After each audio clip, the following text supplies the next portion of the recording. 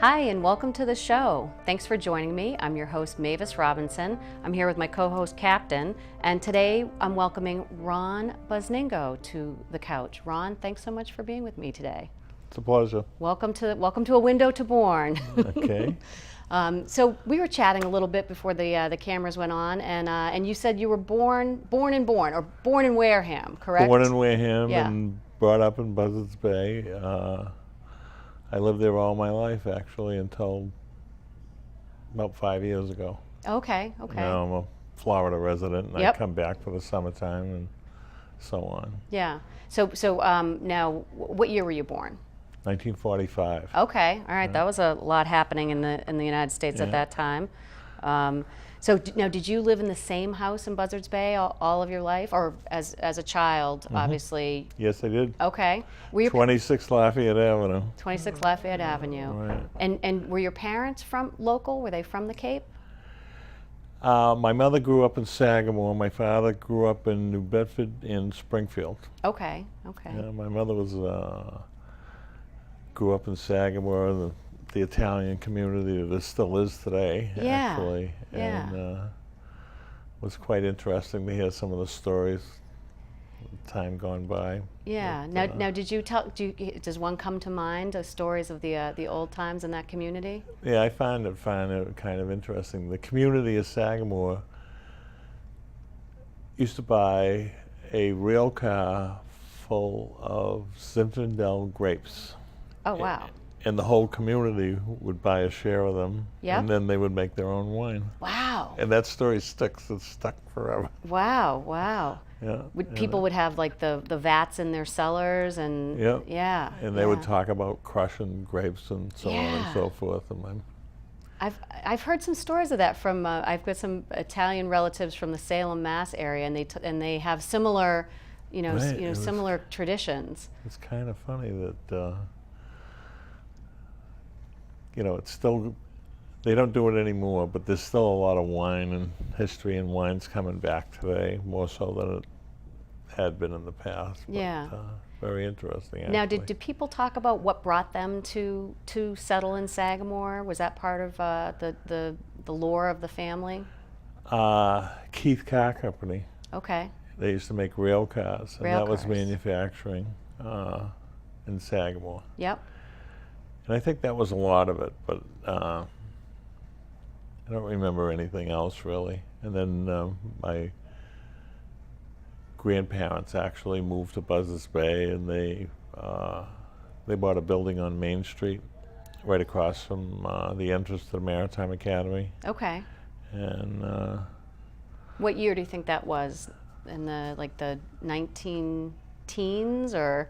I'm gonna say in the 20s. In the 20s.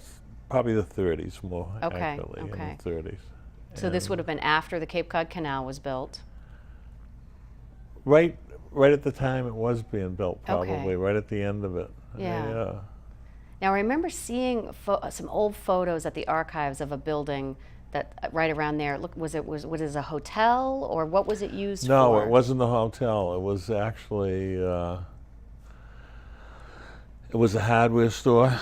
Okay. My mother was a beautician before I was born, and she had a shop there. And my grandparents used to rent apartments upstairs, Oh, and the okay. whole thing, Yeah. which is pretty similar to what they do today. It's still retail on the first level, and they have condos upstairs. Mm-hmm. But that was Is the building still there? oh yeah, Okay. Yeah. Yeah.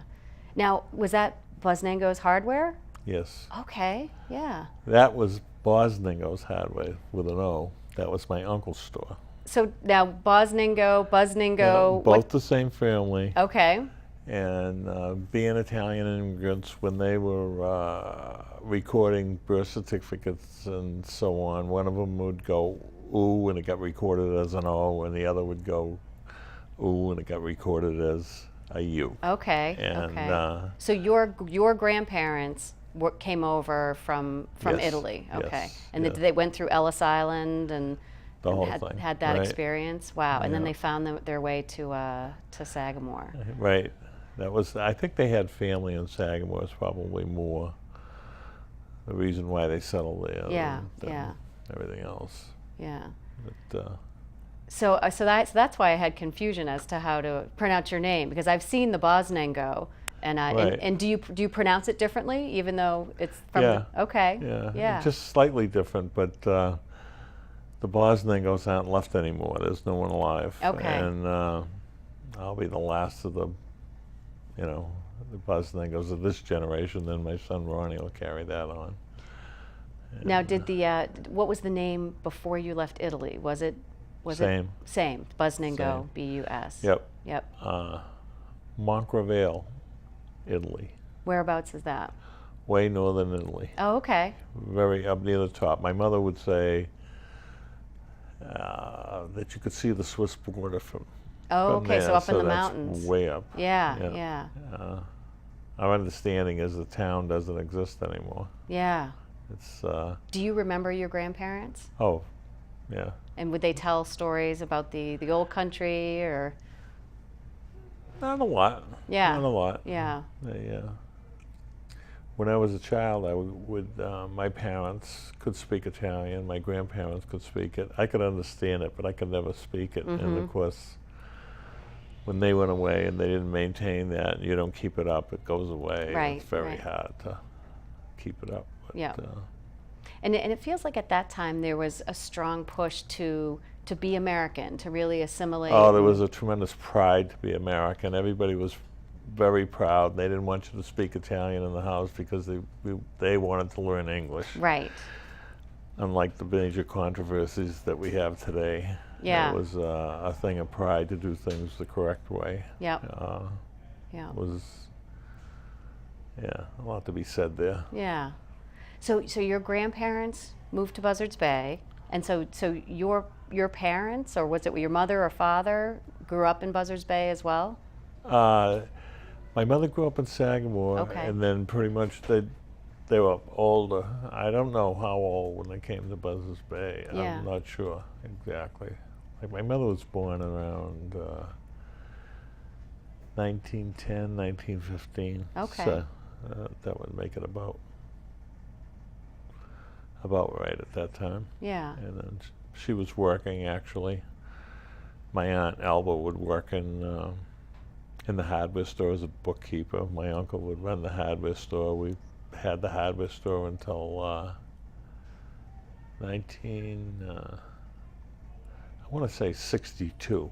Okay. And then Eddie Rosequist bought the hardware store from my uncle, and the name stayed there because it was it was a corporation, and that was the name of it. And it stayed there, and then they sold it. I'm trying to think, probably in the 80s, early 80s, Yeah. very early 80s. I feel like I remember Bosnengo's hardware. Yeah. So, now, did you work at the store? During my teen years. Okay. Yeah. So Yeah. family job. Yeah. Yeah. Yeah. Good. So let's talk about life in Buzzards Bay as a young person. Was the Italian community, the Italian American community, was it strong there as well? No, not as strong as it was in Sagamore. No. Okay. Okay. My mother would go back to Sagamore to have coffee with her friends on Saturday afternoon or whatever. My grandfather would be on Sunday afternoons would go to the Italian American Club and play bocce, which is, There's a card game, or it's a game similar to bowling, let's say. bocce. Bocce. Right. Oh, I thought. Bocce. Okay. I didn't misheard you. Bocce, Yes, right. you're probably using the proper pronunciation. Yeah. Yeah. They would play cards for a while, and then they would play that, and he did that until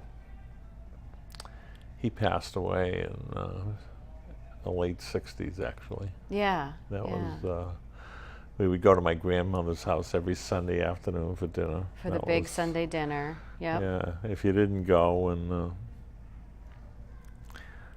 she'd call up and say, "Are you mad at me?"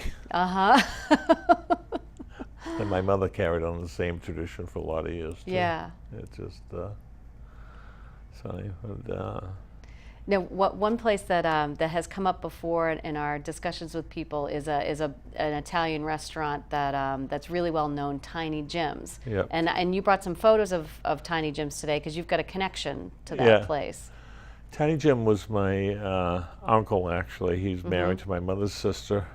And we should say that the name Tiny was really ironically used because he was not a small man.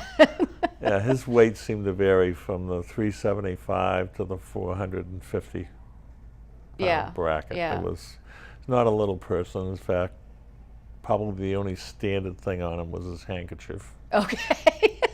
Yeah.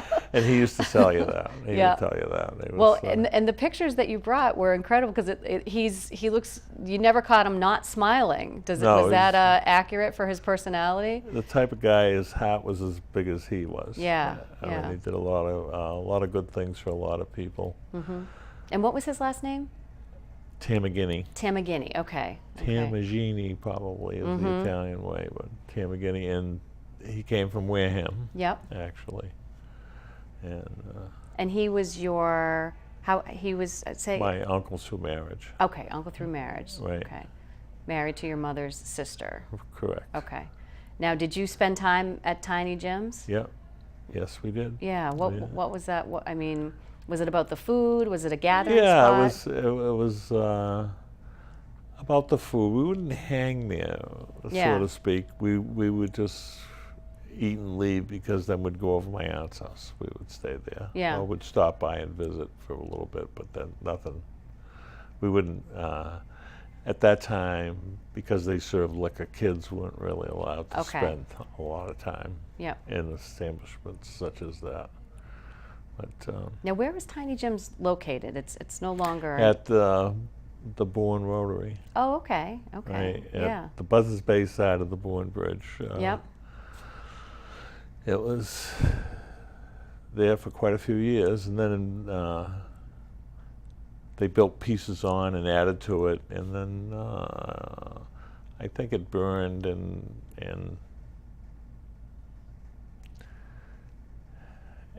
the late 70s, I think. Okay.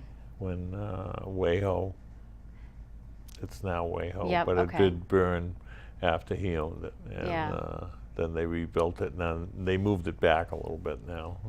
It's not exactly where it was, but did he ever rebuild after it burned, or was that the end of Tiny Jim's once it burned? No, it was always a restaurant when my uncle had it, and it never burned while he owned it. But after it was my uncle passed away in '62, and then it had an owner then, and then WAHO bought it.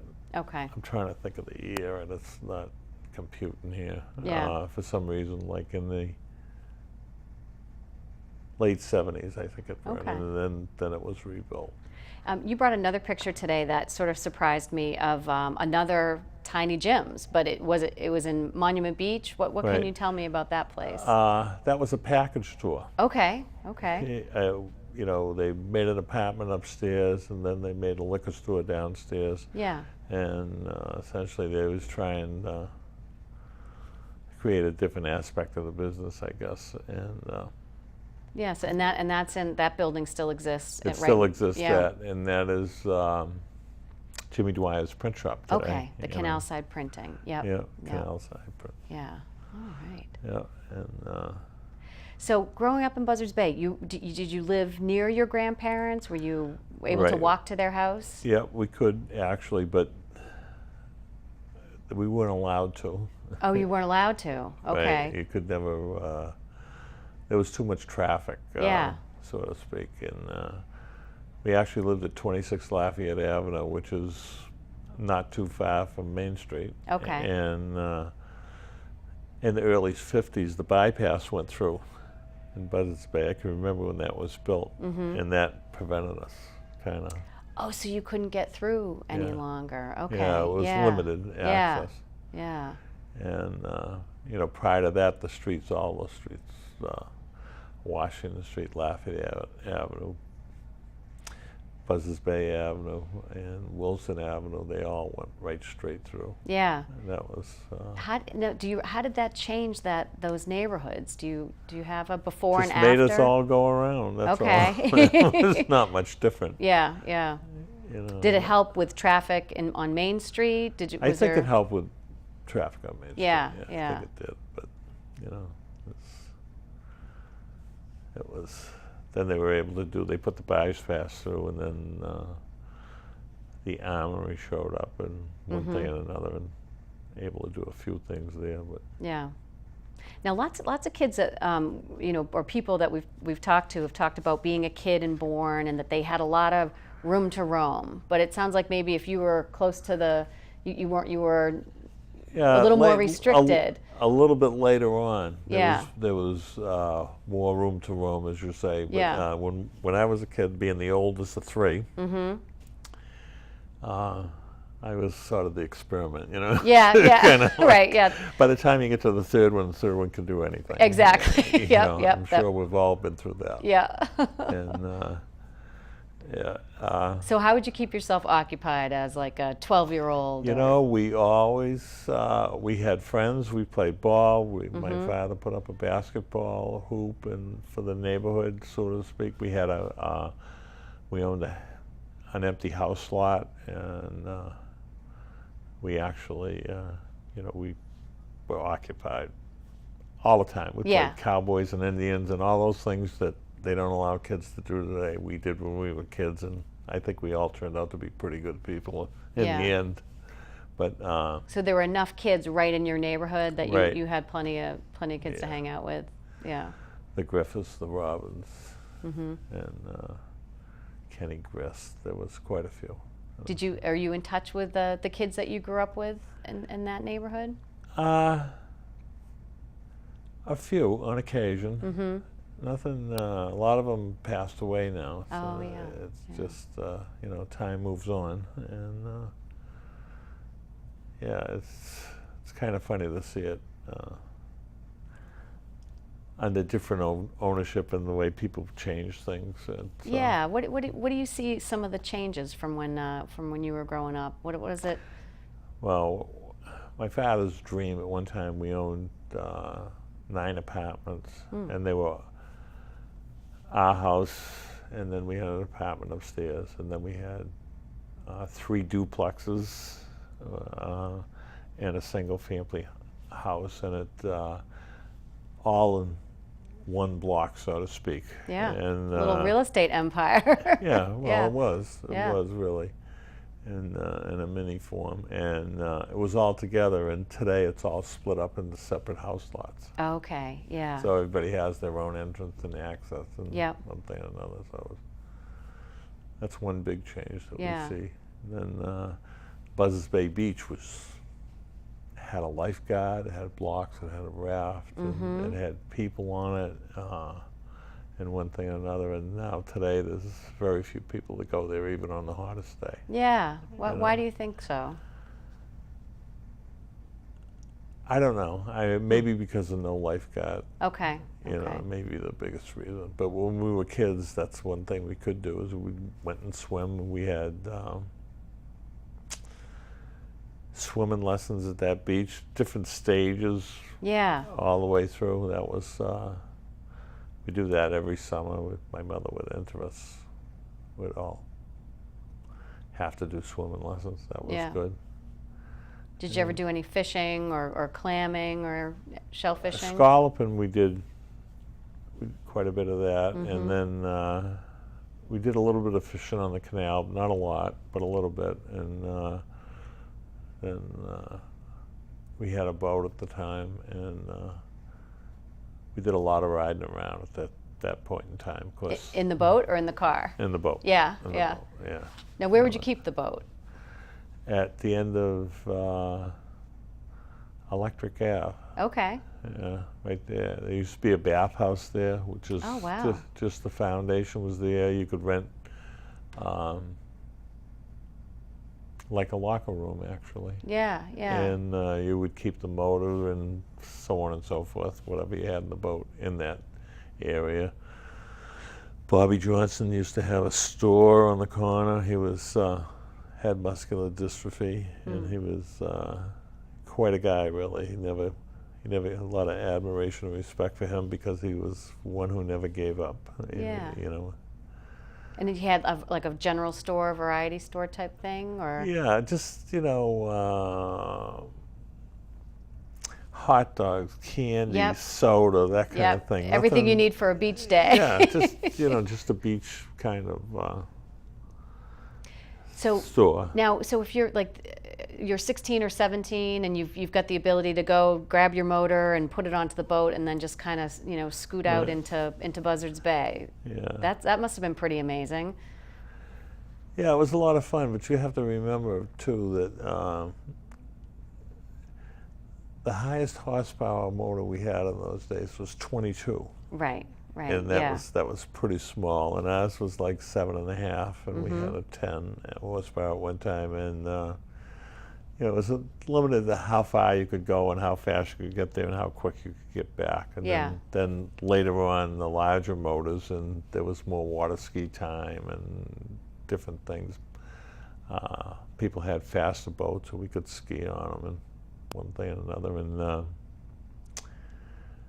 in the hardware store that my uncle owned, we had a Mercury Outboard Motor franchise. Oh. And which is at Dick's Marine today. Yeah. But we used to bring Tommy Bartlett's water ski show to Buzzards Bay. Tommy Bartlett's water ski show. Is that like a Cypress Gardens type thing? Or? Exactly. Okay, yeah. And they would put a show on in front of the Buzzards Bay beach. Oh, wow. And that was fun. Oh my gosh. No, so Busnengo's would sponsor that, or? I don't know exactly how it was done. It was it ended up here probably because of the outboard motor franchise. All right. It was Key Cave and Marine, which is owned by Brunswick today. Yeah. And that was a big thing. And they also used to in Monument Beach, they would race boats. Oh. They would have boat races. Oh, wow. And there were hydroplanes and utilities and stuff, and it was a major. It doesn't happen a lot today. You know, I see some sailboats out there. There's some community boating and some smaller level racing. That has lived on, but the outboard racing aspect of it hasn't. Yeah. Never did. In fact, Gus Wagner used to race boats. That was a long time ago. Paul Gerard, another Buzzards Bay name. Paul Gerard was talking about that. Yeah. He had like, what's it called, a hydrofoil or? Hydroplane. Hydroplane. Okay. Yeah. And in fact, last winter I was at a wake with Gus Wagner and we were talking about that. That was such a history lesson. Yeah. I mean, you know, that doesn't happen today. It just doesn't. But those are the so if there's something that you would want to sort of like tell our audience about, you know, the history, something that, you know, you found interesting, you wanted to share and preserve, what would it be? Well, I don't think that Bourne, the whole town, gets enough recognition for. We have a president's home on the canal, which is Grover Cleveland. Few people realize that Grover Cleveland, Cleveland Ledge Light is named after Grover Cleveland. Right. And we don't. No one's aware of that. Yeah. And Uptuxet Trading Post. That's a very large piece of history. It's worth the first contract in this country. Right. Was signed. Right. And no one. Even growing up here, I didn't know that, and learning it now, it just makes me want to study and learn more. I mean, it really is fascinating. Yeah. At one time, I was the vice president of the Canal Region Chamber of Commerce, and Joni Resendiz did a lot of research on the 100th anniversary of the canal, and then, you know, a lot of this stuff came up at that point in time. Yeah. And I don't think we get enough credit for what we are, and I do believe that Bourne and Wareham both are the best secret on Cape Cod because you don't have to go through the traffic to get here. I agree with you. I agree with you. And it's that, you know, I don't know whether I want to keep it secret so we keep it to ourselves or, you know, open it up so that there's economic prosperity. Yep. I understand Yeah. that. I really, it's, everybody's got to get to the Cape Cod. Keep going. Right. Yeah. Okay. But Well, and you know, you mentioned Eptuxet, and I didn't ask you to mention it, but it is it's my latest passion is to bring more people to Eptuxet because I think the history there is incredible, and people don't realize that that trading post existed in 1628, and it was the first pilgrim trading post, the first business in the new United States, or what would become the United States, and that concept of wampum as a form of currency. I mean, it's incredible, and we think of the pilgrims as being boring people with black clothes and buckles, but it's some cool stuff in that history. yeah, no, they I mean, it's, I think it's, if you ask an attorney where the first contract in this country was signed, and they can't tell you. Right. But the Eptuxet Trading Post. Eptuxet Trading Post, And yep. thanks to Joni Resendiz, she did the research to figure that out. Yeah. It's like pretty interesting, actually. Yeah. Oh, It's, nice. I mean, just the bridges and the canal and how they were built and one thing and another, and you know, it's nice. It's a good place to grow up. Probably more trials and tribulations today than they were when I grew up. Yeah. You know, it's a little bit more stones in the road, let's say. Well, and I think probably everywhere, but I'd have to Yeah. agree with you. It is a great place to grow up, and it's and I love hearing the stories of the time before I was in town. So thank you for coming in. We had, I'll tell you, we had quite a number of people that were pretty interesting that lived here. That, at the time, back many years, not that many years ago, but there were two fire engine companies. One was Maxim Motors in Middleborough, and the other was Farah Fire Engines. And Clarence Farah used to live at Bourne Estates. Oh, wow. And you know, he was right here. And Yeah. it was just a lot of things here that were nice, and people we knew. Yeah. And one thing, but Well, I'll have to. I might have to have you back and talk about some of those, some of the famous people and legends of Bourne, because it seems like you've got a lot of good information about that. yeah. So, but thanks so much for joining me today, and thank you so much for joining us at A Window to Bourne's Past and Present. Thanks a lot. We'll see you next time.